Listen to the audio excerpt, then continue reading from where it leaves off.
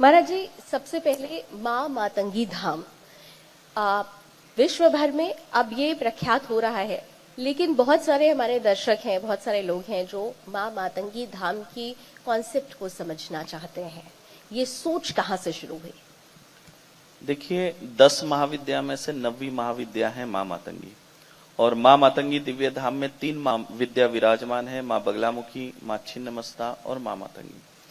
और माँ मातंगी के बारे में एक खास बात और बताना चाहता हूँ कि हमारे देश के जो प्रधानमंत्री जी हैं नरेंद्र मोदी जी, उनकी कुल देवी भी माँ मातंगी है। और आप अक्सर आर्टिकल भी पढ़ सकते हैं कि गुजरात में मोडेश्वरी मातंगी मंदिर है, वहां अक्सर वो जाते रहते हैं। तो मोदी जी की कुल देवी भी माँ मातंगी है। और माँ मातंगी जो है, इन्हें तांत्रिक सरस्वती भी कहा जाता है। ऐसा कोई भी विद्या नहीं है जो माँ के सामने टिक सके।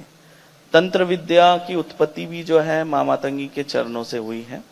और माँ मातंगी एक ऐसी देवी है जिनके साधना में, पूजा पाठ में उपवास का कोई स्थान नहीं है। इतनी दयालु है, मतलब वो अपने भक्त को, साधक को भूखा नहीं देख सकती। और यही एक विशेष कारण है कि जो भी माँ मातंगी दिव्य धाम में आता है वो रोता हुआ आता है और हंसता हुआ जाता है। पहले बार में ही उसको रिजल्ट मिल जाता है और उसका जीवन बदलता है, प्रथम बार आने पर ही। और जैसे जैसे लोग आते रहते हैं, हर एक पेशी के साथ उनका जीवन बदलता जाता है।